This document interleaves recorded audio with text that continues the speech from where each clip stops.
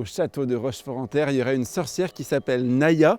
Et Mélanie, tu vas nous en dire un petit peu plus sur cette histoire un petit peu angoissante. Mais oui, à la fin du 19e, début 20e, nous avons effectivement eu un sacré personnage qui s'appelait Naya la sorcière. C'est une femme qui a habité, dit-on, dans les souterrains du château. Elle avait un physique assez impressionnant qui faisait un peu peur, avec des grands yeux globuleux. Et puis c'est une femme qui avait la connaissance des plantes, donc quand on se sentait un petit peu patraque, c'est elle qu'on venait voir, mais qu'on craignait aussi. Elle faisait vraiment peur. Alors cette femme, on lui a attribué le surnom de sorcière parce qu'elle avait des pouvoirs magiques.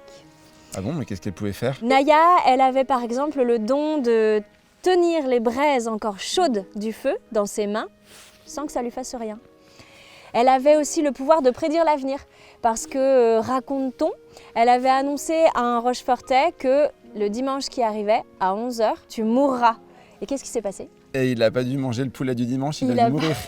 Exactement, ouais. Et puis Naya, elle avait le don d'ubiquité parce qu'on raconte qu'on l'avait vue ici à Rochefort-en-Terre et le même jour, à la même heure, elle était au marché à Questembert à 10 km de là.